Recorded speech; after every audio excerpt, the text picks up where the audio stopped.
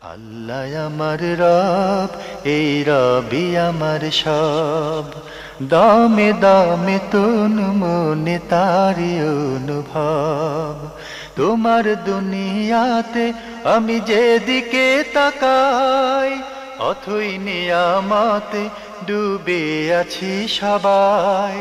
পাক পাখালির গানে শুনি তসবি কলো রব, তসবি কলো রব। আল্লাহ আমার রব, এই রবি আমার সব। আসসালামু আলাইকুম।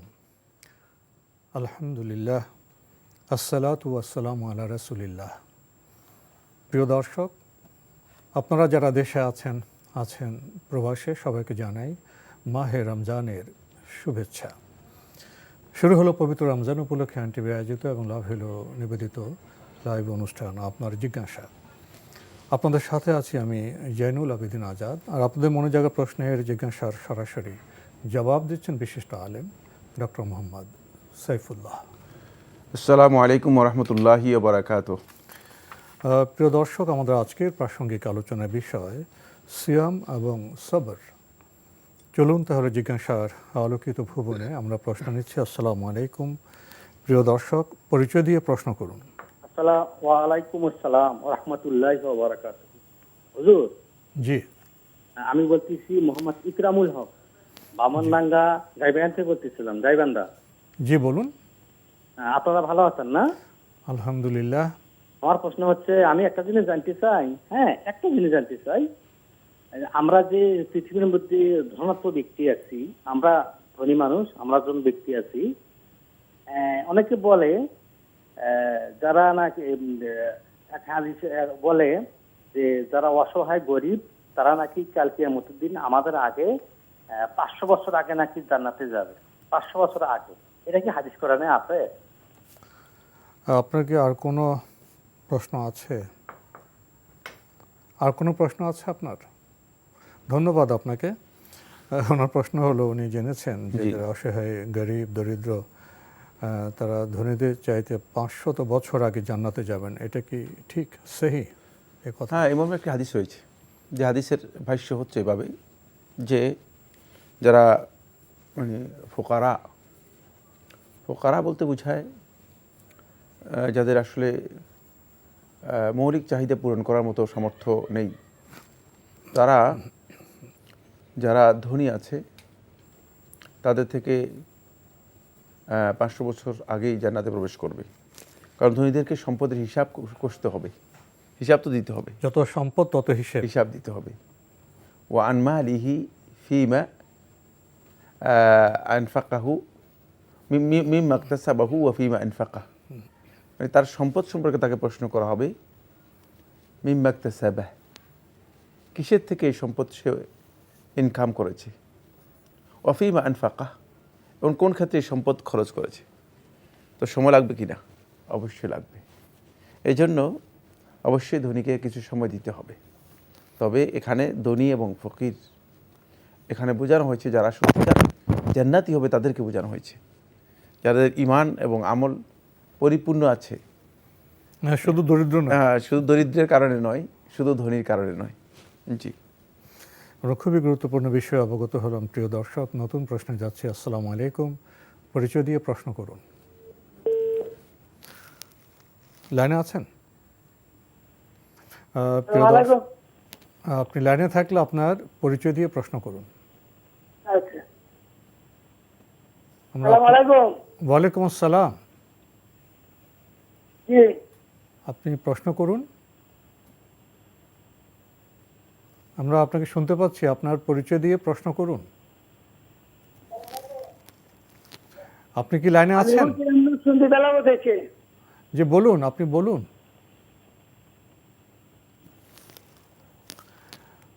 আপনার প্রশ্নটি করুন। আপনি কি লাইনে আছেন? লাইনটি কি কেটে গেল? প্রিয় দর্শক, আপনি লাইনে থাকলে আপনার প্রশ্ন করুন। আমরা তো আপনার কণ্ঠ শুনতে পেয়েছিলাম। লাইনে না থাকলে আমরা নতুন প্রশ্নে যেতে পারি। আসসালামু আলাইকুম। ওয়ালাইকুম আসসালাম। আপনার পরিচয় দিয়ে প্রশ্ন করুন। আমি মোহাম্মদ ইউনুস আলী ময়মনসিংহ থেকে বলছি। জি ভাইয়া বলুন। বেতেরের নামাজে জি দোয়ায়ে কুনুত কি কম্পালসারি? জি, আর কোনো প্রশ্ন আছে? আরেকটা প্রশ্ন হলো, আমার এবং আমার ওয়াইফ দুজনে মিলে বেশ কিছু সঞ্চয়পত্র আছে, এটার কি জাকাত দিতে হবে? সঞ্চয়পত্রের পরিমাণ কত? অর্ধ কোটি। ধন্যবাদ আপনাকে। তার এবং তার স্ত্রীর সঞ্চয়পত্র আছে অর্ধ কোটির মতো, এর কি জাকাত দিতে হবে? জি, জাকাত দিতে হবে, সঞ্চয়পত্রে জাকাত দিতে হবে। আপনার যদি 1 বছর থাকে তাহলে আপনাকে হিসাব কষে শতে 2.5% আপনাকে জাকাত দিতে হবে। সেই হিসাব করে আপনি পরিপূর্ণ টাকার জাকাত দিতে হবে। জি, আমরা জানলাম বিষয়টি সম্পর্কে। প্রিয় দর্শক, নতুন প্রশ্নে যাচ্ছে। আসসালামু আলাইকুম, পরিচয় দিয়ে প্রশ্ন করুন।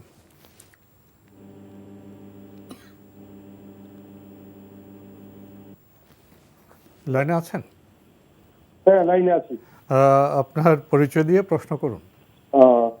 আমি হাফেজ আহমেদ খোকা। জি বলুন। হ্যালো, হ্যাঁ, আমরা আপনাকে শুনতে পাচ্ছি। আসসালামু আলাইকুম, আপনার পরিচয় দিয়ে প্রশ্ন করুন। জি বলুন, প্রশ্ন করুন। হ্যাঁ, আমার নাম হাফেজ আহমেদ খোকা। জি প্রশ্ন করুন। প্রশ্ন হলো, আমরা 3 ভাই। জি আমার বড় ভাই ব্যবসা করতো আর কি। আমার বড় ভাই আর মেজো ভাই 2 ভাই একসাথে ব্যবসা করতো। করার পরে তখন আমি ছোট। আমার বড় ভাই ঢাকা শহরে 3টা বাড়ি করে। জি মানে আমার বড় ভাই বিগত 4 বছর আগে মারা যায়। মারা যাওয়ার পর আমরা জানতে পারি 3টা বাড়ি আমাদের 3 ভাইয়ের নামে যৌথভাবে করে। তখন বড় ভাই মারা যাওয়ার পর আমরা ঘরোয়াভাবে একটা আপোষ বন্টন করি এবং সেটা রেজিস্টার্ড বন্টন করি। বন্টনের মধ্যে আমার বড় ভাইয়ের যে ওয়ারিশ এগোতেই একটা বাড়ি, 5তলা বাড়িটা, আর মেজো ভাই নেয় 2তলা একটা বাড়ি, আর আমি ছোট, আমার দেয় 4তলা একটা বাড়ি। তখন যেহেতু মেজো ভাইয়ের বাড়িটা ছোট 2তলা, তখন আমাদের মধ্যে একটা আলোচনা হয় যে আমাদের ইসবাড়ি সম্পত্তির থেকে ওই বাড়িটা আমরা 7তলা করে দিলে এটা ব্যালেন্স হইব। এইভাবে আমরা বন্টনটা করি। তখন আমরা এটা রেজিস্ট্রি অফিসে যাই দলিল করি। আর ওই যে আজবাড়ি সম্পত্তিতে যে আমরা কর্মু বাড়িটা, এটা মৌখিক একটা হয়। কিন্তু এখন আমি আমার বাড়িটা বুঝতে পাইছি, সবাই সবারটা বুঝতে পাইছে। মেজোবের যে 2তলা বাড়িটা এটা আমরা ভাঙা ফেলাইছি, এটা 7তলা করুন। এখন আমি আমার বাড়ি বুঝতে পাইয়া আমি আর ওই চুক্তির বইতে যাই। আমি বলতেছি যে না, আমি এটা মানি না, আমি ওই আজবাড়ি সম্পত্তি আমি বিক্রি করুম না। এই ক্ষেত্রে ইসলাম এটা কিভাবে দেখে, কি বলে ইসলাম, আর এটা আমি জানতে চাই। আপনি কি প্রশ্নটি পেয়েছেন? প্রশ্ন পেয়েছি, কিন্তু তিনি সেই চুক্তি কেন ভঙ্গ করতেছেন? আপনি কেন মানতেছেন না? আপনারা তো চুক্তিবদ্ধ হয়েছিলেন আপনি ছোট মানতেছেন না ভাইয়ের কেন? ছোট বিল্ডিংটা 7তলা করে দিবেন। আপনারটা বুঝে পাওয়ার পর এখন চুক্তি মানছেন না কেন? এখন চুক্তি মানছেন না কেন? মানছি না, আমার ভিতরে লোভ আইসা পড়ছে, লোভ। ও লোভ চলে আসছে। আচ্ছা, আপনার লোভ আসছে, ঠিক আছে। তো এখন কি করণীয়, এই তো? জি ধন্যবাদ আপনাকে। লোভ চলে জি, আসছে, জি, এখন কি করণীয়? ধন্যবাদ। ধন্যবাদ আপনাকে। আপনি যে প্রশ্নটি করেছেন সেটা খুবই স্পষ্ট। সেটা হলো, আপনারা একটা সমঝোতা চুক্তি করেছেন এবং এর উপর মনে হয় লিখিত ডিডও আপনাদের হয়েছে। এখন আপনার লোভ এসে গিয়েছে, ফলে আপনি এটা মানতে রাজি হচ্ছেন না বা আপনি গড়িমসি করছেন। এটি সবচেয়ে বড় জুলম। রাসূলুল্লাহ সাল্লাল্লাহু আলাইহি ওয়াসাল্লাম সহিহ বুখারী হাদিসের মধ্যে বলেছেন, মাতলুল গানিয়্যি যুলমুন, মাতলুল গানিয়্যি যুলমুন। ধনী ব্যক্তি যদি তার উপর কারো ঋণ থেকে যায়, সে ঋণ যদি আদায় করতে গড়িমসি করে, এটা বড় জুলম। এই জুলমের কারণে আপনার 2টি জিনিস বৈধ হয়ে যাবে। ইউহিল্লু ইরদাহু ওয়া উকুবাতাহু, শাস্তি দিয়ে আপনার বৈধ হয়ে যাবে। এটা রাষ্ট্রীয়ভাবে আপনাকে শাস্তির মুখোমুখি করা বৈধ, আর ইসলামী শরিয়াও আপনাকে শাস্তির মুখোমুখি করা বৈধ। ওয়া ইরদাহু, এবং আপনার সম্মানহানি করা বৈধ। সুবহানাল্লাহ, পৃথিবীর কোনো মানুষের সম্মানহানি করা, এমনকি কাফের ব্যক্তিরও সম্মানহানি করা জায়েজ নেই। ইসলাম এত গুরুত্ব দিয়েছে সম্মানহানি করার বিষয়টিকে। রাসূলুল্লাহ সাল্লাল্লাহু আলাইহি ওয়াসাল্লাম সম্মানহানি বিষয়কে অত্যন্ত গুরুত্ব দিয়েছেন। সেক্ষেত্রে মানে এই ব্যক্তির সম্মানহানি করা বৈধ হয়ে যাবে। তাই আপনি আপনার যে লোভ এসে গিয়েছে সেটাকে সংবরণ করুন, সেখান থেকে নিজেকে বিরত রাখুন। যে চুক্তি হয়েছে সেটা যদি ওয়াদা খেলাফ করে থাকেন তাহলে কিয়ামতের দিন আপনি হাসরের ময়দানে উত্থিত হবেন, আপনার সাথে লেওয়া উল গাদর মানে গাদ্দারি, আপনি যে বিশ্বাসঘাতকের ঝান্ডা সহ উঠবেন, যাতে গোটা মাহশারে উপস্থিত আদম সন্তানরা সবাই চিহ্নিত করতে পারে যে আপনি একজন গাদ্দার, আপনি বিশ্বাসঘাতকতা করেছেন। সুতরাং এই ধরনের কাজ কোনোভাবেই করবেন না, বরং আপনি সেখান থেকে ফিরে আসুন এবং যে চুক্তি হয়েছে সে চুক্তি পরিপূর্ণ করুন। আউফু বিল উকুদ, আল্লাহ সুবহানাহু ওয়া তাআলা আমাদেরকে নির্দেশ দিয়েছেন ঈমানদার ব্যক্তিদের জন্য তারা যে চুক্তি করবে সেই চুক্তি যেন তারা পূরণ করে। সুতরাং এটি অত্যন্ত বড় জুলম, এখান থেকে ফিরে আসা ছাড়া কোনো উপায় নেই এবং আখিরাতে কঠিন শাস্তির মুখোমুখি হবেন। আখিরাতের শাস্তির আগে জুলমের ভয়াবহ শাস্তি দুনিয়াতেই জালেম পেয়ে যাবে, শুরু হয়ে যাবে। জি ভাইয়া, চুক্তি রক্ষা করুন। আরেকটি প্রশ্ন রয়ে গেছিল আমাদের এক ভাইয়ের, উনি জানতে চেয়েছিলেন যে বিতির সালাতে দোয়া কুনুত এটা পড়া কি বাধ্যতামূলক? না, বিতিরের সালাতে দোয়া কুনুত পড়া কম্পালসারি বা বাধ্যতামূলক নয়। আলেমদের মধ্যে দুই মত রয়েছে, দুটি অভিমত রয়েছে।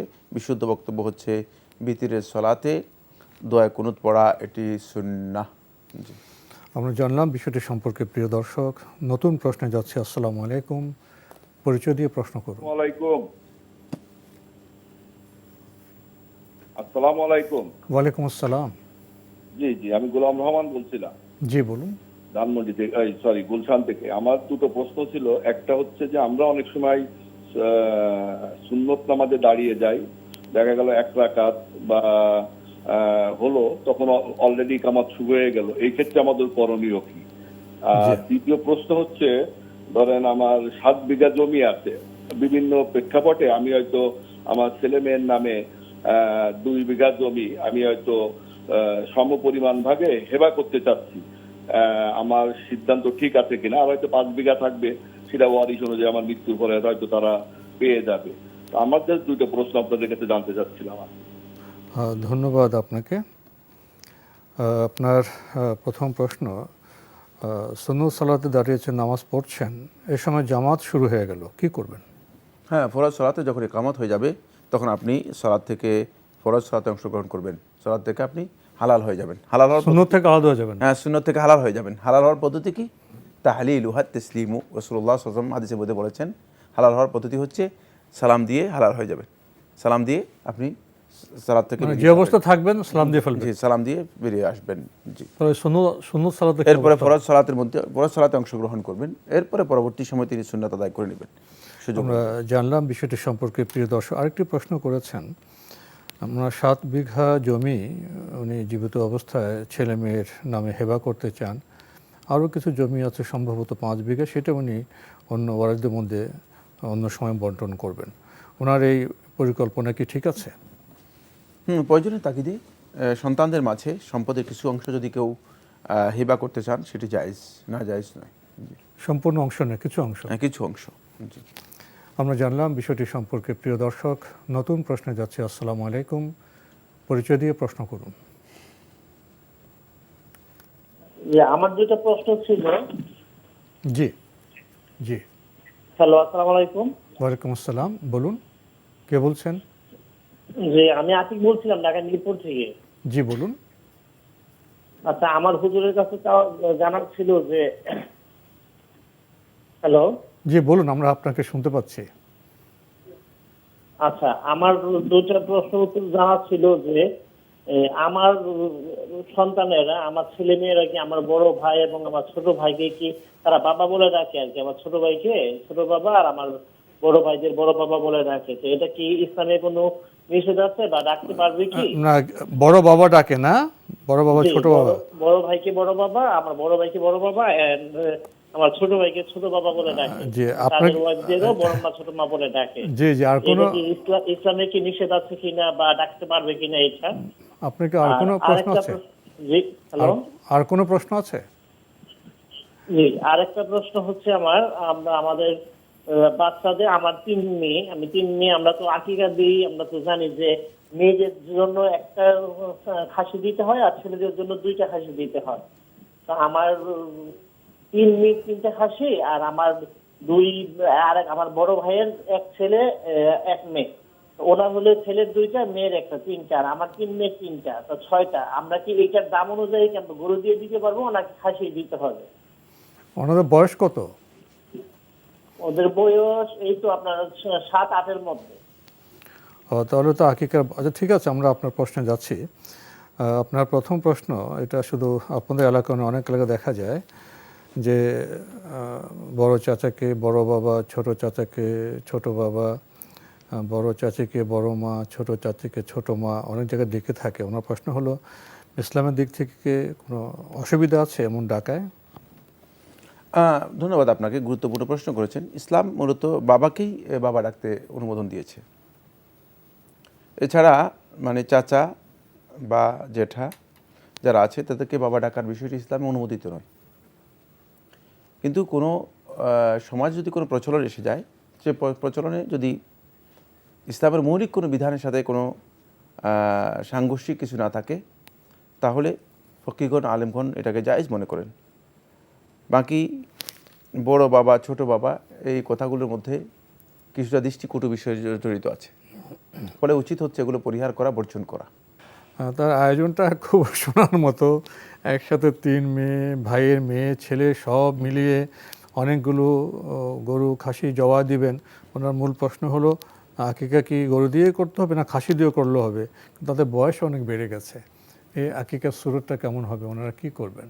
ধন্যবাদ ভাইকে। প্রথম কথা হচ্ছে, আপনি জিনিসটাকে যেভাবে বিবেচনা করেছেন সেটা হচ্ছে আপনার 3 মেয়ে, আপনার ভাইয়ের মেয়ে এবং অন্য একজন সহ মোট আপনি হিসাব করেছেন যে 6টি খাসি দিতে হবে।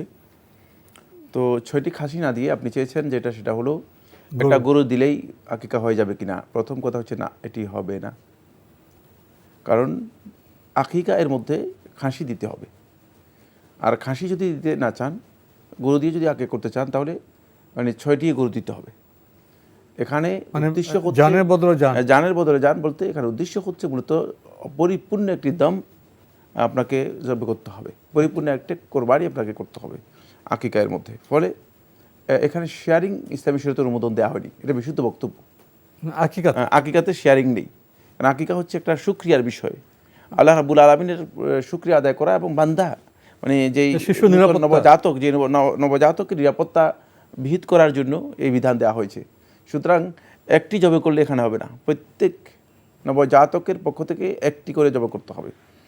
দ্বিতীয় নম্বর যে পয়েন্টটি, সেটা হলো এক্ষেত্রে আপনি জবে করতে চেয়েছেন, আকিকার বিধান একটু জেনে নিলে ভালো হতো। আকিকার বিধান হচ্ছে ইউআক্কু আনহু ইয়াউমা সাবিহি। রাসূলুল্লাহ সাল্লাল্লাহু আলাইহি ওয়াসাল্লাম হাদিসের মধ্যে বলেছেন, ইউআক্কু আনহু ইয়াউমা সাবিহি, যে নবজাতকের পক্ষ থেকে আকিকা করা হবে ইয়াউমা সাবিহি, সপ্তম দিনে। সপ্তম দিনে আকিকা করতে হয়। এখন আপনি যে আকিকা করতে এসেছেন, সেটা কারো বয়স 6 বছর হয়ে গেছে, কারো বয়স 1 বছর হয়ে গিয়েছে। এর অর্থ হচ্ছে আসলে আকিকার মূল হুকুম যেটি, সেটা আপনি পালন করেননি।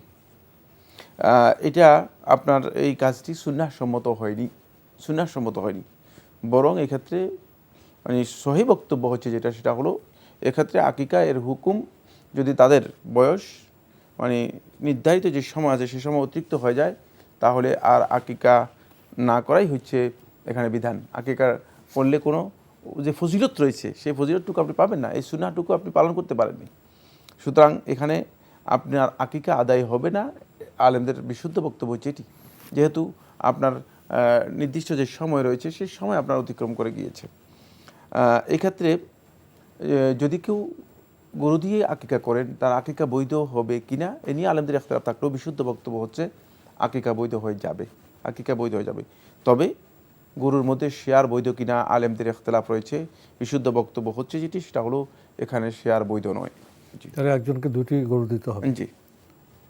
আর যে বললেন যে সময়ের সীমা সপ্তম দিন, সপ্তম দিনে কেউ যদি ব্যর্থ হয় আরও কিছুদিন পরে কি দিতে পারে? হ্যাঁ, এরপরে মানে শিশুর তার যেই মানে শিশুকাল যেটাকে বলা হয় থাকে, হয়তো সেটা মানে খুবই অল্প সময়ের মধ্যে মানে যত দ্রুত সম্ভব আদায় করে দিবে। এরপরে যদি তিনি আদায় না করে থাকেন তাহলে তিনি আসলে সুন্নাহ অনুসরণ করেননি। এখন শিশু শেষ হয়ে গিয়েছে, শিশু শেষ হয়ে তারপরে সে কিছু বয়স হয়ে গিয়েছে, বালক হয়ে গিয়েছে, তারপরে আকিকা করবেন, এটা মূলত আকিকার সুন্নাহের সাথে মোটেও যায়নি। আমরা জানলাম বিষয়টি সম্পর্কে। প্রিয় দর্শক, আমাদের আজকের প্রাসঙ্গিক আলোচনার বিষয় সিয়াম এবং সবর, যদি এ বিষয়ে সংক্ষেপে কিছু বল। ধন্যবাদ। প্রথম কথা হচ্ছে সিয়াম এবং সবর দুটি শব্দ। আর সিয়াম সৌম একই অর্থ। এর অর্থ হচ্ছে হুয়াল ইমসাক, এটা হলো নিজেকে সুনির্দিষ্ট একটি বিষয় থেকে বিরত করে নেয়া, পরিপূর্ণরূপে বিরত করা। এর বিরত করার পদ্ধতি কি? এটা হচ্ছে হাবসুন নাফসি আনি শাহাওয়াত। এটাকে যদি আমরা একটু ব্যাখ্যা করি, সেটা হলো হাবসুন নাফস, একজন ব্যক্তি নিজেকে পরিপূর্ণরূপে বিরত করবে আনি শাহাওয়াত, তার মানে মনের যে যত ডিজায়ার আছে, খাবার থেকে, পানীয় থেকে, টেন্ডেন্সি থেকে, লোভ থেকে, কামাচার থেকে ইত্যাদি সব কিছু থেকে নিজের নফসটাকে পরিপূর্ণরূপে কন্ট্রোল করবে, মানে সেটাকে বন্দি করে নিবে, আবদ্ধ করে নিবে। এবার আমরা সবরে যদি যাই, দেখব সবর কাকে বলা হয়। তাকে সবর শব্দটাও মানে একেবারেই সিয়ামের নিবিড় একটি কাছের শব্দ। আর সবর হচ্ছে কোনো বান্দা মানে হাবসুন নাফসি আনি তাসাখুর ও তাদাজ্জুর, যে নিজের নফসকে সে বন্ধ করে মানে আবদ্ধ করে রাখবে, বিরত রাখবে কিসের থেকে? যত অস্থিরতা আছে, যত অসন্তুষ্টি আছে, এগুলো থেকে নিজের নফসকে কী করবে? সে পরিপূর্ণরূপে বিরত রাখবে। তাহলে দুখানেই মূলত সবরের মধ্যেও বিরত রাখার একটি মিনিং পাওয়া যায়, তেমনিভাবে সিয়ামের মধ্যেও বিরত রাখার একটি মিনিং পাওয়া যায়। কিন্তু সবরটা যে অর্থ বহন করে থাকে, যে ব্যাপক অর্থ বহন করে থাকে, সিয়ামটা এর অর্থটা আর একটু সীমাবদ্ধ। এবার আসবো আমরা যে বিষয়টি কথা বলার জন্য, সেটা হলো যে সিয়াম বা রোজা যেটাকে আমরা বলি, এর অন্যতম একটি গুরুত্বপূর্ণ অবজেক্ট হচ্ছে এর মাধ্যমে সবরের প্রশিক্ষণ প্রত্যেকটি ব্যক্তি অর্জন করতে পারে, লাভ করতে পারে। সবরের প্রশিক্ষণ লাভ করে কিভাবে? সবরের প্রশিক্ষণ লাভ করে থাকে কোনো ব্যক্তি যখন সিয়াম পালন করে থাকে, তখন রাসূলুল্লাহ সাল্লাল্লাহু আলাইহি ওয়াসাল্লাম হাদিসে কুদসির মধ্যে বলেছেন, ইয়াদাউ তাআমাহু ওয়া শারাবাহু ওয়া শাহওয়াতাহু মিন আজলি। আল্লাহ সুবহানাহু ওয়া তাআলা বলতেছেন, আমার জন্য সে তার খাবার, সে তার পানীয়, সে তার টেন্ডেন্সি মানে প্রবৃত্তির যে চাহিদা আছে, সেই সবটাকে, কামাচার যেটাকে বলা হয়, এই সবটাকে সে পরিহার করে বর্জন করে, জৈবিক চাহিদাগুলো। সুতরাং এই যে বর্জনের দিকটা, মানে পরিপূর্ণরূপে এই বর্জনের দিকটা যদি কোনো ব্যক্তি পালন করে থাকে, তাহলে তিনি মূলত সিয়াম পালন করলেন এবং এর মাধ্যমে তিনি সবরের একটি শাখা পরিপূর্ণরূপে কী করলেন? পালন করতে পারলেন। ফলে ইমাম রজব রাহিমাহুল্লাহ তাআলা বলেন যে সবরের সবচেয়ে শ্রেষ্ঠ যেই উপাদান, সেই উপাদান হচ্ছে সিয়াম। বলে আল্লাহ সুবহানাহু ওয়া তাআলা সিয়াম ফরজ করেছেন আল্লাহ রাব্বুল আলামিন, যাতে করে বান্দাগণ সিয়াম থেকে সবরের যে প্রশিক্ষণ রয়েছে, সেই প্রশিক্ষণ নিয়মিত গ্রহণ করতে পারে। ফলে রাসূলুল্লাহ সাল্লাল্লাহু আলাইহি ওয়াসাল্লামের হাদিসে যখন আমরা যাবো, দেখতে পাবো আল্লাহ নবী সাল্লাল্লাহু আলাইহি ওয়াসাল্লাম একাধিক হাদিসের মধ্যে কথা বলেছেন যে সৌম শাহরি সবর ও সৌম সালাসাতি আইয়ামিন মিন কুল্লি শাহর, প্রত্যেক মাসের 3 দিন, এবং সৌম শাহরি সবর, সবরের মাসের সিয়াম, সৌম উদ্দাহার, সারা জীবন সিয়াম পালন করা, সারা বছর সিয়াম পালন করার সমপর্যায়ের। জি, আমরা ইনশাআল্লাহ সুযোগ হলে আপনার কাছ থেকে এ বিষয়ে আরও জানার চেষ্টা করব। প্রশ্নে যাচ্ছি। আসসালামু আলাইকুম। প্রিয় দর্শক, পরিচয় দিয়ে প্রশ্ন করুন। জি, ওয়ালাইকুম আসসালাম। জি, আমার নাম কামাল হোসেন, আমি মুগদা থেকে ফোন করতেছি। আপনার টেলিভিশনের ভলিউমটা কমিয়ে দিন তো ভাইয়া, এরপরে ধীরে স্পষ্ট করে প্রশ্নটি করুন। জি, প্রশ্ন করুন। জি, আমার প্রশ্ন হচ্ছে জাকাত, স্বর্ণের জাকাত। জি জি, আপনারা বলছেন যে ব্যবহৃত স্বর্ণের জাকাত নাই। আমার আর ওয়াইফের 8 ভরি স্বর্ণ আছে, সেক্ষেত্রে কি জাকাত হবে? আর কোনো প্রশ্ন আছে আপনার? জি না, এটাই। ধন্যবাদ আপনাকে। প্রশ্ন তো পেয়েছেন? প্রশ্ন পেয়েছি, প্রশ্নের উত্তর তিনি বলে দিয়েছেন। আমরা বলেছি যে হ্যাঁ ব্যবহৃত স্বর্ণে জাকাত নেই, এটা আমাদের বক্তব্য। এখানে আলেমদের দুইটি মত রয়েছে, কেউ কেউ বলেছেন যে জাকাত হবে, কেউ কেউ বলেছেন জাকাত হবে না। আমরা আমাদের তাহকিক অনুযায়ী বলেছি যে ব্যবহৃত স্বর্ণের জাকাত নেই। আমরা জানলাম বিষয়টি সম্পর্কে। প্রিয় দর্শক, নতুন প্রশ্নে যাচ্ছি। আসসালামু আলাইকুম, পরিচয় দিয়ে প্রশ্ন করুন। লাইনে আছেন? আসসালামু আলাইকুম। ওয়ালাইকুম আসসালাম। আমি মোহাম্মদ শাহজাদা যশোর থেকে বলছিলাম। জি বলুন। আমার জি বলুন। আমার প্রশ্নটি হচ্ছে, আমি আমার বড় ভাই ব্যবসা করি একটি প্রতিষ্ঠানে, যেহেতু জি। আপনারা দুই ভাই ব্যবসা করেন? বিভিন্ন কাস্টমারকে জি। আমরা বাকি দিয়ে থাকি, বুঝেছেন। কিছু কাস্টমার হচ্ছে যে কিছু কাস্টমার হচ্ছে আমাদের পেমেন্টটা দেয় না, তাদেরও কিছু আর্থিক সমস্যা থাকে। তা আমরা মনে করেছি যে কিছু কাস্টমার হয়তো সেই টাকাগুলো দিবে না, তাই এই রমজান মাসে সেই টাকাগুলো যদি সেই কাস্টমার গুলোকে, যারা গরিব আছেন, তাদেরকে যদি জাকাত হিসেবে সেই টাকাটা দিয়ে দিই, অথবা দেখা যায় তারা সেই টাকাটা পরে আমাকে দিল, সেই টাকাটা আমি আবার আরেকজনকে দিয়ে দিলাম বা তাকে দিয়ে দিলাম, হ্যাঁ, এটা কি জাকাত হিসেবে কবুল হবে কিনা? আপনার কি আর কোনো প্রশ্ন আছে? আমার দ্বিতীয় প্রশ্নটি হচ্ছে, জি বলুন বলুন। আমার মা তার মামাদের কাছে রাগান্বিত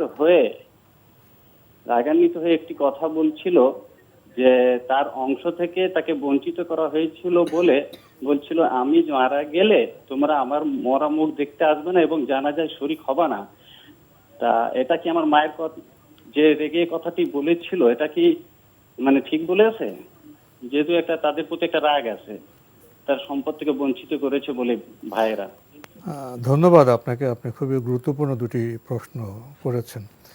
আপনি আপনার ভাই মিলে ব্যবসা করছেন, কিছু কাস্টমারকে বাকি দেন। আপনার পর্যবেক্ষণ হলো কিছু কাস্টমার সমস্যাগ্রস্ত, হয়তো টাকা দিতে পারবেন না, ওই টাকাটাকে আপনার জাকাত হিসেবে বিবেচনা করতে চাচ্ছেন, ঠিক আছে কিনা? না, মোটেও ঠিক নেই। জাকাত এখরাজ করতে হবে সম্পদ থেকে, হিসেব করতে হবে, হিসাব কষে সম্পদ থেকে বের করতে হবে।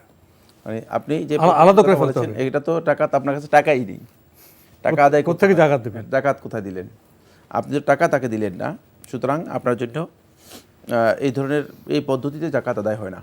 জাকাত সম্পদ থেকে হিসাব কষে সম্পদ থেকে বের করতে হবে। জাকাতের মধ্যে হেওয়ালা অথবা দায়িত্ব জায়েজ নেই, এতে জাকাত আদায় হবে না। জি, হেওয়ালা হচ্ছে মানে আপনি আরেকজনের মানে কাছে পাওনা আছে, তাকে কি করলেন, সেখানে রেফার করে দিলেন। আর দাইন হচ্ছে ঋণ, মানে যে তোমার ঋণ, এটাই জাকাত মানে ধরে নিলেন। এই জাকাতের পদ্ধতি ইসলামে বৈধ নয়, বরং জাকাত অবশ্যই বের করতে হবে সম্পদ থেকে। জাকাত মানে ক্যাশের উপর আসে, বের করে আলাদা করে রাখতে হবে এবং যারা হকদার তাদের কাছে পৌঁছে দিতে হবে। আমরা বিষয়টি উপলব্ধি করলাম। প্রিয় দর্শক, আরেকটি প্রশ্ন আমাদের এই দর্শক করেছেন। ওনার মা একটু রেগে গিয়েছিলেন, মামারা ওনারকে বঞ্চিত করেছেন, সম্পদ দেননি। রেগে গিয়ে উনি বলেছিলেন যে তোমরা আমার জানাজায় শরিক হবে না। এই মামাদের প্রতি এই যে ওনার উক্তি বক্তব্য, এটা কি ঠিক আছে? এটা আমাকে প্রশ্ন না করলে নিজেকে প্রশ্ন করলে উত্তর পেয়ে যেতেন। এই ধরনের বক্তব্য ঠিক হওয়ার কোনো কারণ আছে?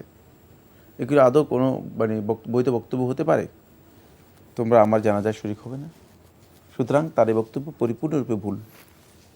তার এর জন্য আল্লাহ তাআলার কাছে ক্ষমা চাইতে হবে এবং যাদেরকে বলেছেন তাদের কাছে ক্ষমা চাইতে হবে।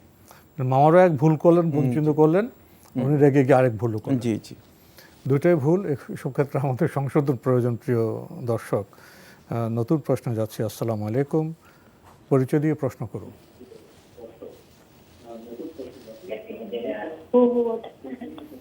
লাইনে আছেন? হ্যাঁ ভাই, লাইন আছে। যে আপনার পরিচয় দিয়ে প্রশ্ন করুন। হ্যালো, আসসালামু আলাইকুম। ওয়ালাইকুম আসসালাম।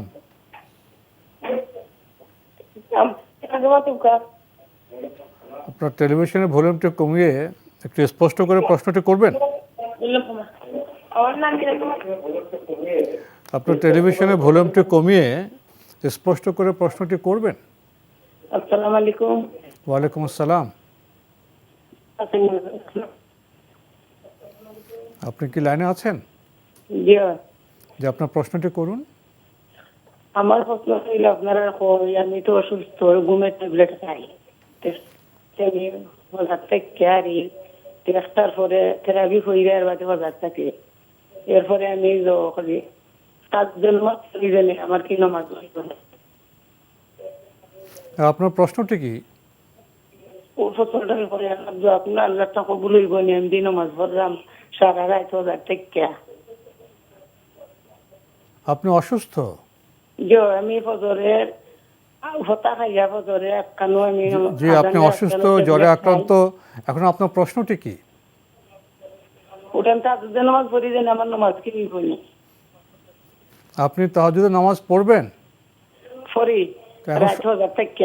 তো ঠিকই তো, আপনি অসুস্থ, আপনি রোজা রাখছেন, তাহাজ্জুদের সালাত আদায় করছেন, খুব ভালো তো। ফজরের নামাজ পড়িরা ফজরে একখানো আমি ঘুমের ট্যাবলেট খাইয়া হারি। ও, আপনি ঘুমিয়ে যান পরে ফজর নামাজ সকাল 8টার দিকে পড়েন, এই তো? জি না, সকালেই পড়িলাই, তাহলে আজান দশটায় পড়িলাই। আজানের পরে তখন আপনার আজানের একখানো ট্যাবলেট খাইয়া কি ঘুমের। 8টায় কি করেন? ফজরে আজানের আগে ট্যাবলেট খাই। কি খান? ট্যাবলেট ঘুমের খাই। ফজরের আগে, আজানের আগে ঘুমের ট্যাবলেট খান, জি, তারপরে? আপনার সমস্যা কি? ঘুমাই থেকে আপনার সমস্যা কি? আমার ঘুম হয় না ট্যাবলেট না খাইলে। আপনার ঘুম হয় না? আপনাকে প্রশ্ন ঘুম হয় না, ঘুম কি করে হবে, এই তো? জি, আমার নামাজ হইব না, উঠে আপনার একটা আমাকে আমার মানে আপনার তার বিবরণ দিলেন আপনার ঘুম হয় না, তো এখন আপনার প্রশ্ন কি, ঘুম কি করে হবে, এই? না, জি না, আমার নামাজ হইব না, আমি পড়ি সারা। বুঝতে পারছেন কি বলতে? কিছুটা বুঝতে পেরেছি। এখন আচ্ছা, ধন্যবাদ আপনাকে। জি, ধন্যবাদ। তিনি আসলে যে প্রশ্ন করেছেন প্রশ্নটা আমরা উদ্ধার করে নিয়েছি, কিন্তু আমি জানি না আসলে অ্যাপ্রোপ্রিয়েট রিডিংয়ের আমরা নিতে পেরেছি কিনা। তারপরেও আমি যেটা বুঝতে পেরেছি সেটা হলো যে তিনি তাহাজ্জুদের নামাজ পড়েন, তারপরে তিনি ফজরের আজানের আগে নামাজ পড়ে ঘুমের ট্যাবলেট খেয়ে ঘুমিয়ে যান আজানের আগে, তাহলে তার নামাজ হবে কিনা? না, নামাজ হবে না। নামাজের ওয়াক্তের আগে যদি কেউ নামাজ পড়ে নেন, তার নামাজ হওয়ার কোনো সুযোগ নেই। আর আপনি যেহেতু অসুস্থ, শারীরিক অক্ষমতা আছে, আপনি তাহাজ্জুদের জন্য লোড না নিয়ে আপনি ফরজ এর জন্য লোড নিন। তাহাজ্জুদ হচ্ছে সুন্নাহ বা নফল, আর ফরজ হচ্ছে অবশ্যই আদায় করতে হবে। আপনি তখন ঘুমিয়ে যান, তখন বিশ্রাম নিন। তো হ্যাঁ, আপনি আগেই ঘুমিয়ে যান। তা আপনি আগে ঘুমিয়ে যাবেন ঘুমের ট্যাবলেট খেয়ে, তারপরে ফজরের সময় উঠবেন, উঠে তারপরে আপনি ফজরের সালাত আদায় করবেন। আর যদি আপনার এমনটা হয় যে আপনার ট্যাবলেট খেয়ে ঘুমাতেই হবে, তাহলে সেই ক্ষেত্রে আপনি অবশ্যই ফজরের আজানের পরেই আপনাকে সালাত আদায় করতে হবে। তারপরে আপনি ঘুমের ট্যাবলেট খাবেন বা ওষুধ খাবেন, তারপর আপনি ঘুমাবেন। আজানের পরে উনি যদি রোজা রাখেন, ট্যাবলেট কীভাবে খাবেন? না, রমাদান মাসে যদি হয় থাকে, তাহলে রমাদান মাসে অবশ্যই তিনি এভাবে করতে পারবেন না। রমাদান মাসে আগে খেতে হবে, ট্যাবলেট আগে খেতে হবে রমাদান মাসে। সেহরির শেষে খেয়ে, আর সেহরির সময় আর ফজরের আজান, সেহরি লাস্ট সময় যদি সেহরি করেন, খুব ফজরের আজান যদি আপনি খুব সর্বোচ্চ কতক্ষণ আপনি সেখানে 5-7 মিনিটের বিষয়, সামান্য সময়। সুতরাং এটাকে আপনাকে ম্যানেজ করতে হবে, অন্যথায় আপনার নামাজ হচ্ছে না, ওয়াক্তের আগে সালাত হচ্ছে না। এটাই আমরা জানলাম। প্রিয় দর্শক, আমরা নতুন প্রশ্নে যাচ্ছি। আসসালামু আলাইকুম প্রিয় দর্শক, পরিচয় দিয়ে প্রশ্ন করুন। লাইনে আছেন? জি, লাইনে আছি। আসসালামু আলাইকুম, পরিচয় দিয়ে প্রশ্ন করুন। হ্যালো, আসসালামু আলাইকুম। ওয়ালাইকুম আসসালাম। হ্যাঁ, আমি এজাজ আহমেদ রাজশাহী থেকে বলছি। জি, বলুন। হ্যাঁ, আমার একটা প্রশ্ন, আমি যে সূরা আরাফের 55 নম্বর আয়াত এবং 205 আয়াত, এখানে আল্লাহ বলছে যে, এবং বুখারী শরীফেও পাওয়া যাচ্ছে, আল্লাহ বলছে যে, হে মুমিনগণ, আমি তোমাদের খুব নিকট অবস্থানকারী এবং খুব দ্রুত শ্রবণকারী, কাজেই তোমরা আমাকে যখন ডাকবে তখন নিম্ন স্বরে ডাকো। তো তারপরেও আমরা দেখি যে জোরে মোনাজাত করা হয়, জোরে আরো অনেক কিছু করা হয়। হ্যাঁ, বা ওই যে তো এই জোরে করার অনুমতিটা কোথায় আছে, কোরআনে বা হাদিসে কোথায় আছে কিনা, এই জিনিসটা আমি খুঁজছি অনেক দিন থেকে, পাচ্ছি না। জি জি এটার জন্য আমি প্রশ্ন করেছি। জি জি ধন্যবাদ। এবং এখানে দেখেন জোরে করতে গিয়ে কিন্তু লোক দেখানো পর্যায়ে পড়ছে, সেটা আমরা বাস্তবে দেখতে পাচ্ছি। হ্যাঁ, একটা ক্ষমতাসীন লোক যখন দোয়া করতে বলে তখন ইমাম সাহেবেরা অনেক বড় করে করে, আবার সাধারণ মানুষ যখন দোয়া চায় তখন কিন্তু এত বড় হয় না। তো এটা অবশ্যই লোক দেখানোর পর্যায়ে পড়ে। আর যদি ধীরে মোনাজাত করা হয়, অনেক মসজিদে, রাজশাহী বড় মসজিদ যেটা, সেখানে কিন্তু জোরে মোনাজাত হয় না, মনে মনে মোনাজাত করে ইমাম সাহেব। আরো বিভিন্ন জায়গায় দেখা যায়, কিন্তু বেশিরভাগ বিষয়টি আমরা মাইকে ফুল ভলিউম দিয়ে এটা আমরা আপনার বিষয়টি উপলব্ধি করেছি। আপনার কি আর কোনো প্রশ্ন আছে? না, আমার খালি এটা। আমি এটা ধন্যবাদ আপনাকে, আপনার দীর্ঘ একটি পর্যবেক্ষণ আপনি এখানে পরিবেশন করেছেন, আপনাকে অনেক ধন্যবাদ। প্রসঙ্গত আপনি সূরা আরাফের 55 নম্বর এবং 205 নম্বর আয়াতের প্রসঙ্গ টেনে কথা বলেছেন, বুখারী শরীফের প্রসঙ্গ টেনে কথা বলেছেন। আল্লাহ বলছেন যে আমি তোমাদের খুবই নিকটে অবস্থান করছি, আমি দ্রুত শ্রবণকারী, তোমরা নিম্ন স্বরে ডাকো। একটি বিষয় উল্লেখ করে আপনি পাশাপাশি উল্লেখ করেছেন যে কিন্তু আমরা তো অনেক জোরে কথা বলি, জোরে মনোজাত, সব জায়গায় জোরে, মাইকে মাইকে। আপনি বোধহয় একটু শব্দ দূষণে বোধহয় বিরক্ত হয়ে পড়েছেন, কি বলবেন? ধন্যবাদ এই ভাইকে। তিনি যে বক্তব্য দিয়েছেন সেটা কিয়দাংশ শুদ্ধ। আমরা এটা লক্ষ্য করেছি যে দোয়া যেটা করা হচ্ছে সেগুলোর মধ্যে এবং জিকিরের মধ্যে আমাদের সমাজে উচ্চস্বরে লাউডলি করা হচ্ছে অনেক ক্ষেত্রে। এর সুন্নাহ পদ্ধতি হচ্ছে যেটা, সেটা হলো এটা নিম্নস্বরে হবে, আওয়াজ লাউড হবে না।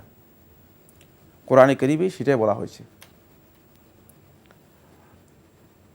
সূরা আরাফের যে আয়াতের রেফারেন্স দিয়েছেন সে আয়াতেও এই কথা রয়েছে, যদিও আরও অর্থ রয়েছে সেখানে। আপনি যে অর্থ গ্রহণ করেছেন মানে এই অর্থ ছাড়াও আরও অর্থ রয়েছে, এটার প্রসঙ্গ আছে আর কি। জি জি, এই প্রসঙ্গ এসেছে, কিন্তু সেখানে আরও বক্তব্য রয়েছে, আরও বক্তব্য সেখানে জড়িত আছে। বাকি কোনো সন্দেহ নেই, এটি সুন্নাহ সম্মত বিষয় যে যিনি দোয়া করবেন অথবা আল্লাহ রাব্বুল আলামিন জিকির করবেন তিনি উচ্চ আওয়াজে করবেন না। আর আমি বলেছি যে কিয়দাংশ শুদ্ধ, কিয়দাংশ শুদ্ধও নয়, সেই অংশটুকু শুদ্ধ নয়, যেটা হচ্ছে যে যেখানে সুন্নাহ দ্বারা মানে আমাদেরকে জোরে আওয়াজ করতে বলেছে। যেমন আপনি আজানের ক্ষেত্রে দেখবেন, আজানে তো আওয়াজ বরুদ্ধ করতে বলা হয়েছে। তালবিয়ার ক্ষেত্রে বলা হয়েছে তোমরা ইরফাউ আসওয়াতাকুম বিতালবিয়া, তোমরা তালবিয়ার আওয়াজ মানে আওয়াজটাকে উচ্চ করো, খুবই নির্দিষ্ট জায়গায়। যেখানে যেখানে আমাদেরকে জিকিরের ক্ষেত্রে রাফউস সাউত মানে আওয়াজ উচ্চস্বরে অথবা জাহার করতে বলা হয়েছে, সেখানে জাহার করা জায়েজ না জায়েজ। সুতরাং মানে শুধুমাত্র সূরা আরাফের 55 নম্বর আর 205 নম্বর আয়াতের জ্ঞান দিয়ে মানে জিনিসটাকে পরিপূর্ণ মানে কম্পাইল্ড করলে শুদ্ধ হবে না। এটাকে কম্পাইল করতে হবে আমাদেরকে, মানে শরিয়ার অন্য বিধানগুলো সবগুলোকে একসাথে সমন্বয় করতে হবে, সমন্বয় করে তারপরে এটা কম্পাইল করতে হবে। সেক্ষেত্রে যেখানে আমাদেরকে নির্দেশ দেওয়া আছে সেখানে আমাদের আওয়াজটাকে লাউড করতে বাধা নেই, আমরা করতে পারবো। তিনি বলেছেন যে তিনি কোরআন হাদিস শোষে দেখেছেন যে তিনি কোথাও পান নাই, এই জন্য আমি বললাম যে এই যে কিয়দাংশ শুদ্ধ প্রয়োজনীয় জায়গায় জি যে শুদ্ধ নয়, আপনার সেই বক্তব্য সঠিক নয়, সে বক্তব্য সঠিক নয়। বাকি এখানে যে বিষয়টি অত্যন্ত গুরুত্বপূর্ণ সেটা হচ্ছে এই, মানুষের অন্তরে প্রবেশ করে কোনো বিধান দেওয়া জায়েজ নেই, বা অন্তরের উপর বা নিয়তের উপর হুকুম লাগানো জায়েজ নেই। এটা আমরা অনেকেই করে ফেলি। এখন কোনো ব্যক্তি যদি দোয়া করেন আর তিনি যদি আল্লাহ তাআলার কাছে দোয়া করতে গিয়ে তা আওয়াজও করেন, সে আওয়াজ করলে কি তার এই বক্তব্য এটা বুঝায় যে এই লোকটা রিয়া করেছে? বুঝায় না, বুঝায় না। এখন আপনি যদি এটাকে রিয়ার দিকে নিয়ে যান তাহলে এটা তো শিরক হয়ে যাবে, শিরক আসগর হবে, কোনো সন্দেহ নেই। এই জন্য মানে আপনি তার অন্তরটা কীভাবে বুঝতে পেরেছেন? হতে পারে যে সে আবেগের কারণে লাউড করে ফেলেছে, আবেগের কারণে অংশ জুড়ে, আবেগের কারণে আসতে পারে। যেমন রাসূলুল্লাহ সাল্লাল্লাহু আলাইহি ওয়াসাল্লাম হাদিসের মধ্যে বলেছেন, এক ব্যক্তির কথা জাকার রাজুলান আশআসা আকবার, হাদিসের মধ্যে, সহিহ বুখারী হাদিসের মধ্যে এসেছে, কাল ইয়া রব ইয়া রব, আল্লাহ নবী সাল্লাল্লাহু আলাইহি ওয়াসাল্লাম বলতেছেন, সে আওয়াজ করে বলতেছে হে রব, হে আমার রব, হে আমার রব। সুতরাং একাধিক, যেমন সহিহ মুসলিমের কিতাব উত্থাবার মধ্যে রিওয়ায়াত এসেছে, সেখানেও এই ধরনের বক্তব্য এসেছে। যাই হোক, মানে মোদ্দা কথা যেটা সেটা হচ্ছে এই, মানে আমরা কোনো ব্যক্তির নিয়তের উপর আঘাত হানা বা আঘাত দেওয়ার জায়েজ নেই, এটা বৈধ নয়, হারাম। সে কথা বলার সুযোগ নেই যে এই লোকটা যেহেতু জোরে জোরে আওয়াজ করে মানে দোয়া করেছে অথবা জিকির করেছে, তার মানে রিয়া রয়েছে, এইটা হুকুম লাগানো উচিত নয়। এটা আমাদের খেয়াল রাখতে হবে যে আমরা বলতে পারি যে রিয়ার কারণ হতে পারে, এটা লোক দেখানোর প্রদর্শনীর একটা কারণ হতে পারে, আর স্বাভাবিক কথা, নির্দিষ্ট করে বলতে পারি। হ্যাঁ, কিন্তু আমি কথা বলতে পারি না যে এই লোকের অন্তর আমি জানি না, এই লোকের অন্তর আমি জানি না। জি, তবে যেটা আমরা আপনাদের আলোচনা থেকে উপলব্ধি করলাম যে আওয়াজ তো সবসময় সুন্দর হবে, খুব তীব্র হবে না, এবং যেখানে প্রয়োজন সেখানে হয়তো জোরে আওয়াজ হতেও পারে। তো বর্তমান সময়ে একটি বিষয় বোধহয় উল্লেখ করা প্রয়োজন, যে অনেক ক্ষেত্রে মাইকের উপদ্রব হচ্ছে। যে একসময় আমাদের পাড়ায় মহল্লায় রমজানে মানুষ ডাকতো ওঠো রোজাদারও, এখন তো মাশাআল্লাহ মসজিদে মসজিদে মাইক হয়েছে, সে ডাকাটা হয় না, মাইকেই আওয়াজ করে। কিন্তু মাইকে একবার আওয়াজ দিতে পারে, কিন্তু মাইকে যেভাবে গজল গান দিয়ে বেশ সময়ব্যাপী একটা উপদ্রবের মতো, তখন তো অনেকে তাহাজ্জুদ পড়েন, অনেকে তেলাওয়াত করেন, অনেকে অসুস্থ আছেন। এ বিষয়ে কী বলবেন? না, সেটা হচ্ছে মাইকের অপব্যবহার, সেটা আরেকটি বিষয়, এই বাচ্চার সাথে সেটা জড়িত বিষয় নয়। সেটা হলো যারা মাইকে মানুষদেরকে ডাকছেন, গজল পড়তেছেন, নাদ করতেছেন, এগুলোর ইসলামে কোনো বিধান নেই, এটা ইসলাম অনুমোদন দেয়। সেখানে আমাদের সতর্কতা, যেখানে অনুমোদন আছে সেখানে মানে বৈধ, কিন্তু আপনি মাইকে কেন গজল করতেছেন, মাইকে কেন চিল্লাচিল্লি করতেছেন, চেঁচামেচি করতেছেন? ডাকলে একবার ডাকে, না, ডাকতে বলাই হয় নাই, সর্বোচ্চ তিনি আজান দিতে পারবেন। আমরা প্রশ্ন নিচ্ছি। আসসালামু আলাইকুম, পরিচয় দিয়ে প্রশ্ন করুন। ওয়ালাইকুম আসসালাম ওয়া রাহমাতুল্লাহ, আমি রাজশাহী থেকে বলছি।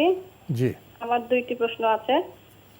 আমার প্রথম প্রশ্নটি হচ্ছে, আমরা জানি যে তারাবির সালাত, কিয়ামুল লাইল অথবা তারাবি, এখন কোন নিয়াত করবো আর কি, মনে মনে নাকি দুইটারই নিয়াত থাকবে, এটা একটা।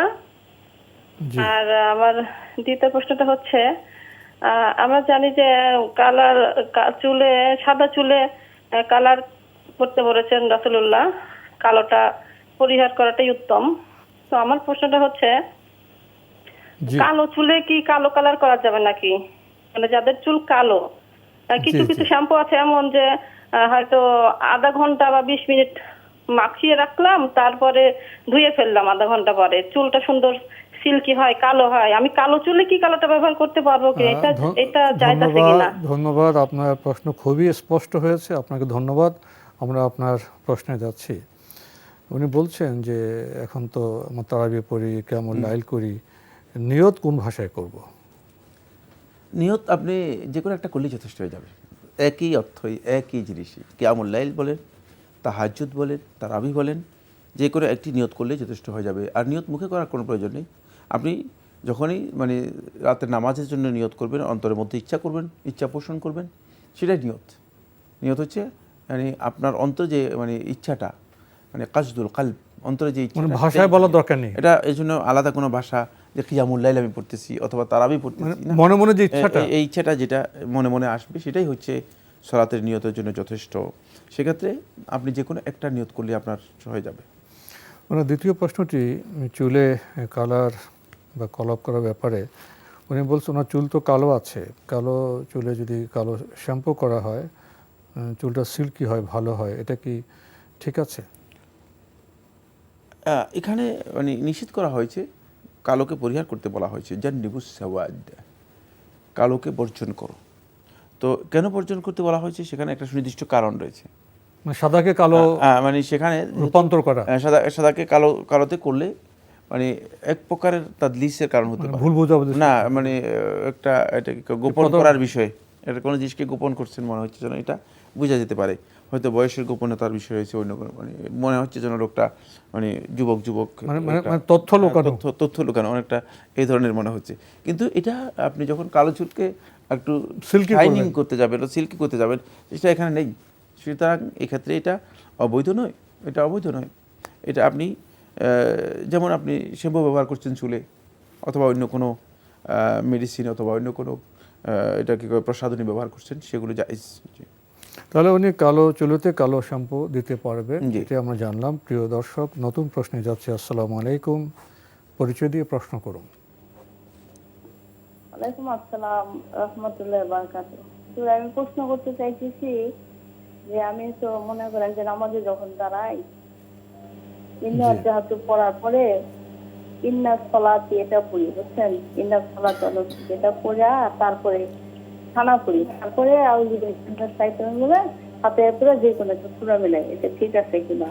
আর দ্বিতীয় প্রশ্ন হচ্ছে তারাবির 4 রাকাত নামাজ পড়া সালামের পরে কি দোয়া পড়বো? তারাবির সালাতের পরে দোয়া?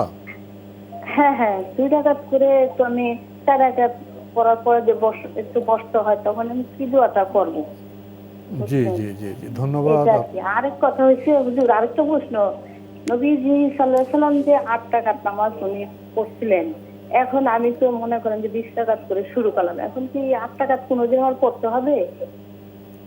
এটি আর কি আমার ধন্যবাদ। প্রশ্ন। ধন্যবাদ আপনাকে, আপনি খুব সুন্দর প্রশ্ন করেছেন।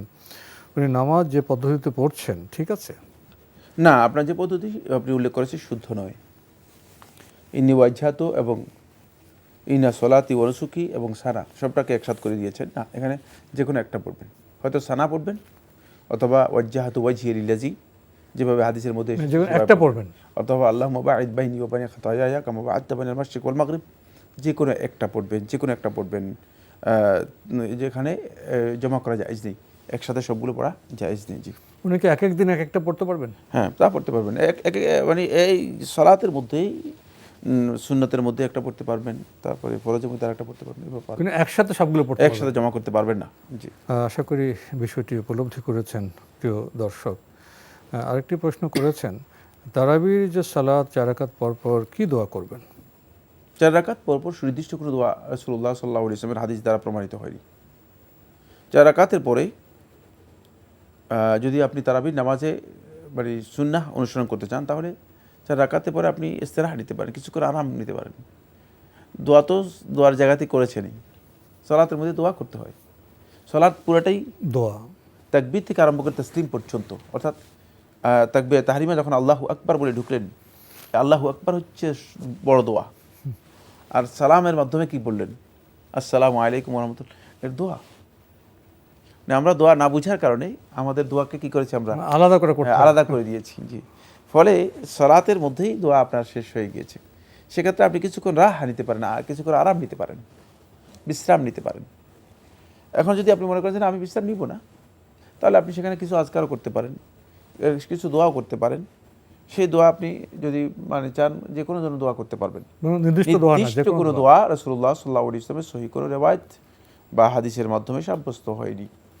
আমাদের বোন আরেকটি প্রশ্ন করেছেন, উনি জেনেছেন যে নবী সাল্লাল্লাহু আলাইহি ওয়াসাল্লাম 8 রাকাত তারাবি পড়তেন, আমরা যে 20 রাকাত পড়ছেন, কোনো সমস্যা হবে?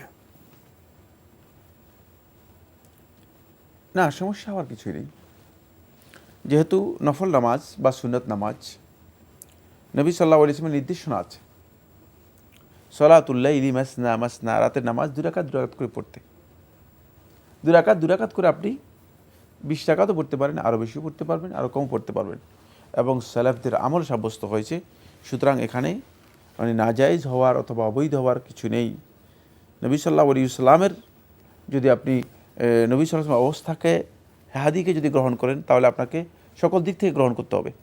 নবী সাল্লাল্লাহু হাদি হচ্ছে কি কিয়ামুল লাইল অথবা তারাবির সালাতে। নবী সাল্লাল্লাহু হাদি হচ্ছে তাতওয়িলুল কুনুত, তাকলিলুর রাকাত। তাতওয়িলুল কুনুত দীর্ঘ কিয়াম, তাকলিলুর রাকাত রাকাত সংখ্যা কম।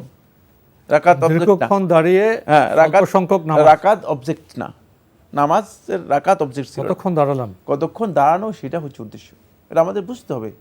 আমরা যদি এই বিষয়গুলো না বুঝি, তাহলে আমরা মানে নিজেরা ভুল কনসেপ্ট নেব, ভুল ধারণা নেব, এবং ভুল ফতোয়া আমরা লোকদেরকে দেব। তাতওয়িলুল কুনুত, দীর্ঘ নবী সাল্লাল্লাহু আলাইহি ওয়াসাল্লাম কুনুত করতেন, আর নবী সাল্লাল্লাহু আলাইহি ওয়াসাল্লামের রাকাত সংখ্যা কম। এটা হলো নবী সাল্লাল্লাহু আলাইহি ওয়াসাল্লামের হাদি। কিন্তু পরবর্তী সালাফদের হাদি হচ্ছে যেটা, সেটা হলো এই সালাফরা এটা এই হাদির মধ্যে একটু এনেছেন, সেটা হলো তারা তাখফিফুল কুনুত, কুনুতটাকে হালকা করেছেন। কারণ দীর্ঘক্ষণ মানে দাঁড়িয়ে থাকা অনেকের পক্ষে সম্ভব নয়, এটা তো কঠিন বিষয়, সহজ বিষয় না। 2 নম্বর হচ্ছে তাকসীরুর রাকাত, রাকাত বাড়িয়ে দিয়েছেন। যেহেতু আমি অনেকক্ষণ দাঁড়াতে পারবো না, রাকাত বাড়িয়ে দিই, একটু রাকাত একটু বাড়িয়ে দিয়েছেন। এটা হলো সালাফদের মানহাজ। সুতরাং এই ক্ষেত্রে আপনি যে কাজটি করছেন সেটা আপনার অসুবিধা নেই, তবে 2 রাকাত করে আপনি কমও পড়তে পারেন, বেশিও পড়তে পারেন।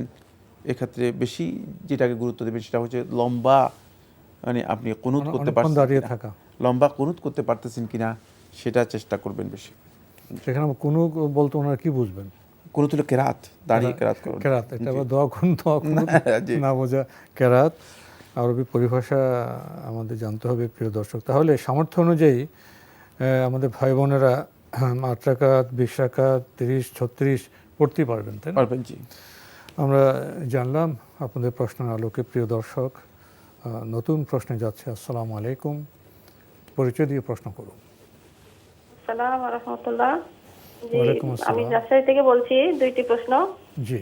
প্রথম প্রশ্নটি হচ্ছে, আমরা বিভিন্ন জায়গায় দেখি যে নির্দিষ্ট করা থাকে কিছু তারাবির নামাজের দোয়া, মোনাজাত, তো ওগুলোর অর্থগুলো মোটামুটি অনেক ভালো অর্থগুলা। তো আমার প্রশ্নটা হচ্ছে, ওই তারাবির সালাতে যে দোয়া মোনাজাত দেখি আমরা, ওগুলা কি আসলে আমরা যে কোনো সময়, যেহেতু অর্থটা সুন্দর, পাঠ করতে পারবো কিনা?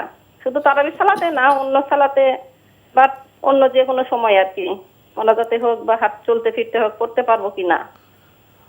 আর আমার দ্বিতীয় প্রশ্নটা হচ্ছে, শাইখ আরেকদিন বললেন যে যেমন কিছু জিনিসে মতভেদ আছে আমাদের সমাজে, শবে বরাত, শবে মিরাজ, এগুলো নিয়ে কিছুগুলাতে উনি বললেন যে দলিল ভিত্তিক যদি ওনারা কথা বলে থাকেন, যারা বলবে তো সেটাই মেনে নেবেন।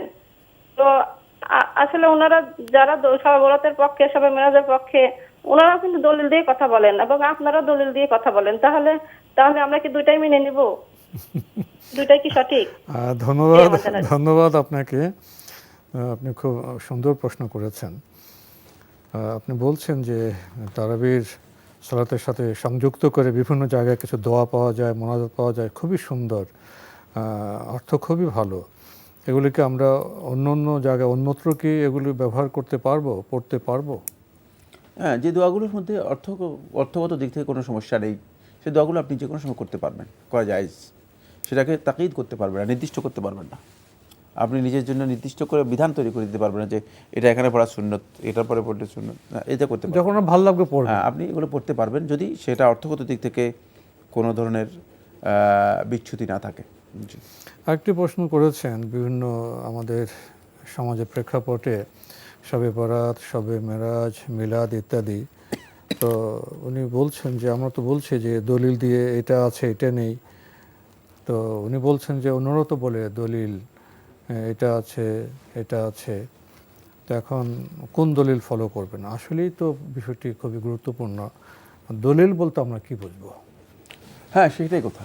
দলিল যদি আপনার কাছে স্পষ্ট না হয় তাহলে আপনি দলিলের বিভ্রাটে পড়ে যাবেন। এখানে আপনি যে বিভ্রাটে পড়েছেন সেটা হলো দলিল বিভ্রাট। দলিল বিভ্রাট, হ্যাঁ, দলিল বিভ্রাট। জি, আপনার এখানে জানতে হবে যেটা, সেটা হলো আপনি যে দলিল, যিনি দলিল দিচ্ছেন, এই দলিলের গুরুত্বপূর্ণ দিকগুলো কি, সোর্স কি? হ্যাঁ, 1 নম্বর হচ্ছে সিহাতুদ দলিল, দলিলটা শুদ্ধ হতে হবে। খুবই ভালো করে বুঝে নেন, দলিলটা শুদ্ধ হতে হবে। যদি সেটা শুদ্ধ না হয় তাহলে এর গ্রহণযোগ্যতা মোটেও নেই। 2 নম্বর বিষয় হচ্ছে সারাহাতুদ দলিল।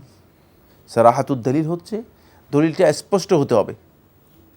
যেটা আল্লাহ তাআলা কোরআনের মধ্যে বলেছে, ইফআলুল খায়রাত, ভালো কাজ আছে যা সব করো, এটা দলিল হিসেবে গ্রহণ করে, যেটা এটা আমার কাছে ভালো কাজ মনে হয় করব না, এটা বিধান নয়। এই ইবাদতের ক্ষেত্রে নির্দিষ্ট নীতিমালা আছে, এটা বুঝতে হবে। এখন তারা তো মানে যে দলিল দিচ্ছে, এই দলিলগুলো তারা সারাহাতুদ দলিল, দলিল যে সরিহ, মানে এই দলিলটা যে এখানে এই অর্থটুকু দলিলের স্পষ্ট বর্ণনা আছে কিনা। স্পষ্ট বর্ণনা যদি না থাকে তাহলে এটা গ্রহণযোগ্য রয়। তারপরে 3 নম্বর যে বিষয়টি দলিলের ক্ষেত্রে খুবই গুরুত্বপূর্ণ, সেটা হচ্ছে দলিল তাখসিস আর দলিল। দলিলটা এ বিষয়ে কতটুকু আপনাকে খাস করেছে, নাকি কমন দলিল দিয়ে আপনি বলে যাচ্ছেন। এখন কমন দলিল দিয়ে যদি, দলিল আম দিয়ে যদি কথা বলেন, তাহলে সেটা ইবাদতের ক্ষেত্রে গ্রহণযোগ্য হবে না। খাস বলতে খাস নির্দিষ্ট হতে হবে। মানে দলিলটা খাস হতে হবে, সুনির্দিষ্ট হতে হবে। মানে সংশ্লিষ্ট বিষয় এটা একেবারে এখন হতে হবে, নির্দিষ্ট হতে হবে। এখন আপনি এবার প্রত্যেকটি জিনিসের মধ্যে আপনি কি করেন, এটাকে সেট করেন। আমি যে কথাগুলো বললাম সেট করলে আপনি পেয়ে যাবেন যে হয়তো এই 3টি পয়েন্টের কোনো না কোনো ক্ষেত্রে এগুলো দিয়ে আপনি যাচাই করলে দেখবেন যে কোনো না কোনো ক্ষেত্রে তিনি যে দলিল দিয়েছেন সে দলিল কাজে লাগবে না, সে দলিল কাজে লাগবে না। আমরা উদাহরণ দিতে চাচ্ছি না, অন্যথা অনেক লম্বা আলোচনা করলে আমরা বিষয়গুলো আরও স্পষ্ট করতে পারতাম। আমার মনে হয় আপনি এটাকে বুঝতে সহজ হবে, বুঝতে পারবেন ইনশাআল্লাহ। আমরা জানলাম বিষয়টি সম্পর্কে। প্রিয় দর্শক, নতুন প্রশ্নে যাচ্ছে। আসসালামু আলাইকুম, পরিচয় দিয়ে প্রশ্ন করুন। উজু করার পর আপনার যে ধূমপান করলে কি আপনার উজু চলে যাবে? আমরা আপনার কণ্ঠ শুনতে পাচ্ছি। জি, হ্যালো, আসসালামু আলাইকুম। ওয়ালাইকুম আসসালাম, আপনার পরিচয় দিয়ে প্রশ্ন করুন। জি, আমার প্রশ্নটা হচ্ছে আপনার উজু করার পর ধূমপান করলে আপনার উজু ভেঙে যাবে কিনা? আচ্ছা, আর কোনো প্রশ্ন আছে? জি না, ধন্যবাদ আপনাকে। ধূমপান করলে কি অজু ভেঙে যাবে? ধন্যবাদ এই ভাইকে, খুবই গুরুত্বপূর্ণ প্রশ্ন করেছেন। প্রথম কথা হচ্ছে উজু করেছেন, একটা পবিত্রতার কাজ করেছেন। উজু করার পরে কেউ ধূমপান করতে যাচ্ছেন? এটা কি হালাল জিনিস? কোনো ব্যক্তি নিজেকে পবিত্র করার পরে অপবিত্রতার মধ্যে যাওয়ার কি দরকার আছে? যে প্রশ্নটা করেছেন সেই প্রশ্নটা ভ্যালিড, কোনো সন্দেহ নেই, কিন্তু এটাও ভ্যালিড কথা। সেটা হচ্ছে এই যে আপনি উজু করেছেন কেন? আমরা উজু করি কেন? তাহারাত হাসিল করার জন্য, পবিত্রতার জন্য। পবিত্রতা কেন? হয়তো সালাত আদায় করবেন, অথবা মানে অন্য কোনো যে ইবাদত আছে, কোরআন তিলাওয়াত করবেন, ইত্যাদি ইত্যাদি। এখন আপনি পবিত্রতা অর্জন করে ধূমপান করতে যাচ্ছেন, পুরাই উল্টা। এই কাজটি তো আপনার সঠিক নয়, কারণ ধূমপানের মাধ্যমে পবিত্রতার বাইরে যে জিনিসগুলো আছে সেগুলো হয়, যে দুর্গন্ধ হয়, খুবস আসে, এটা ইসলামী শরীয়তে নিষিদ্ধ হারাম কাজ। সুতরাং এই কাজটি করা আমি মনে করি যে সঙ্গত নয়। এখন আপনার মাসআলায় আসবো, সেটা হচ্ছে এই যে ধূমপান করলে উজু নষ্ট হবে কিনা। না, ধূমপান করলে উজু নষ্ট হবে না। যদি কেউ ধূমপান করে থাকেন তার উজু নষ্ট হবে না। কিন্তু ধূমপানকারী ব্যক্তি ধূমপান করার পরে তিনি আবার ভালো করে ব্রাশ করে, ধূমপান করার পর ব্রাশ করে মুখ পরিষ্কার না করে যদি তিনি মসজিদে আসেন তাহলে তিনি গুনাহগার হবেন। কারণ তার ধূমপানের গন্ধ অন্য, হ্যাঁ, মসজিদে আসলেই গুনাহগার হবেন। যেহেতু রাসূলুল্লাহ সাল্লাল্লাহু আলাইহি ওয়াসাল্লাম হাদিসে স্পষ্ট বলেছেন লা ইয়াকরাবান্না মুসাল্লানা, আমাদের মুসাল্লার কাছে আসবে না যে ব্যক্তি এই ধরনের দুর্গন্ধযুক্ত জিনিস পান করবে অথবা বক্ষণ করবে। আমরা বিষয়টির সম্পর্কে অবগত হলাম। প্রিয় দর্শক, নতুন প্রশ্নে যাচ্ছি। আসসালামু আলাইকুম, পরিচয় দিয়ে প্রশ্ন করুন।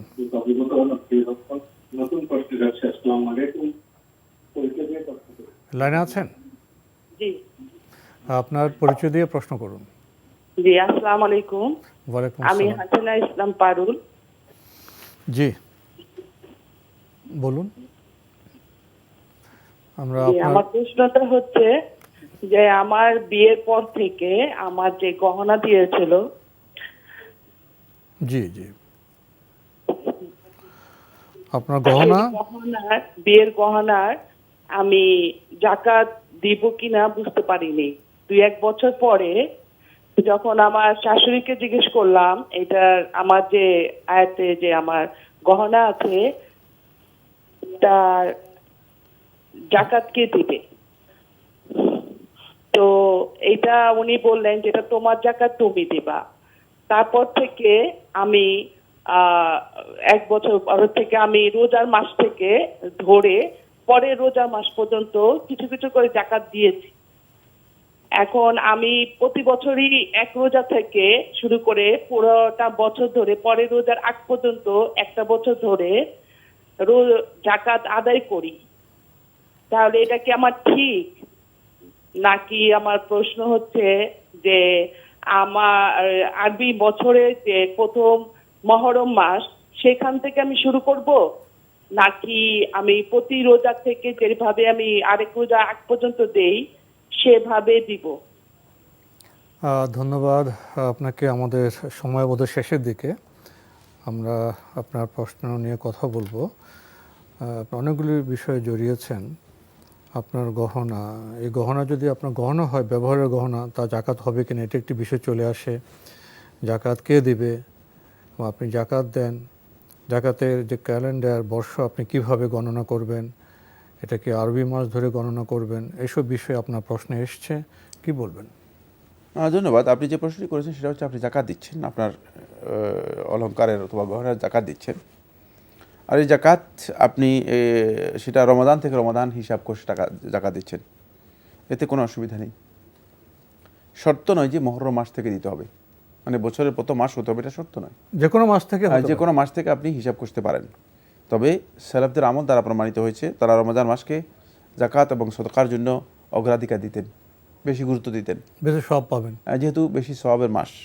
সুতরাং এক্ষেত্রে আপনি যদি রমাদান মাসকে এবং রমাদান মাসের শুরু থেকে শুরু করেন, আদায় করেন, তাহলে এটা আপনার জন্য জায়েজ রয়েছে, আপনি দিতে পারবেন। আপনার জাকাত দেওয়াটা মানে এর জন্য মুহররম মাস হতে হবে, এটা শর্ত নয়। বাকি অবশ্যই একটি মাসালা আপনাকে জেনে নিতে হবে, সেটা হচ্ছে গহনার জাকাত নিয়ে আলেমদের মধ্যে দ্বিমত রয়েছে। কেউ বলছেন গহনা জাকাত হবে না, কেউ বলছেন গহনা জাকাত হবে। এই দ্বিমতের কথা আমরা জানলাম। প্রিয় দর্শক, সময়ের কারণে আমরা আজকে আর প্রশ্ন নিতে পারছি না, তবে আপনাদের অবগতির জন্য জানাতে পারি আপনার জিজ্ঞাসা অনুষ্ঠানটি আপনারা এনটিভি অনলাইনেও দেখতে পারবেন, ভিজিট করুন www.ntvbd.com। এছাড়া ইউটিউবে এবং আমাদের ভেরিফাইড ফেসবুক পেজে অনুষ্ঠান দেখতে পারবেন। প্রিয় দর্শক, আজকে রাতে আমরা আপনাদের প্রশ্নের আলোকে ইসলাম সম্পর্কে অনেক কিছু জানতে পেরেছি। আপনারা রাত জেগে প্রশ্ন করছেন, আমরাও ডক্টর মোহাম্মদ সাইফুল্লাহ ভাইয়ের কাছ থেকে জবাব পাচ্ছি, উনিও কষ্ট করে জবাব দিচ্ছেন। আল্লাহ আপনাদের কল্যাণ করুক, সাইফুল্লাহ ভাইকেও কল্যাণ করুক, এই দোয়া করে আজকের অনুষ্ঠান এখানে শেষ করতে চাই। আমিন। আপনাকেও অনেক ধন্যবাদ, আপনি অনেক কষ্ট করছেন। আল্লাহ সুবহানাহু ওয়া তাআলা আপনাকে উত্তম জাযা দান করুন। প্রিয় দর্শক, দেখা হবে ইনশাআল্লাহ আগামীকাল একই সময়ে। মহান আল্লাহ আমাদের সবাইকে নিরাপদে রাখুন শান্তিতে। আসসালামু আলাইকুম। আল্লাহ আমার রব, এই রবি আমার সব, দামে দামে তুন মনে তারি অনুভব। আল্লাহ আমার রব, এই রবি আমার সব।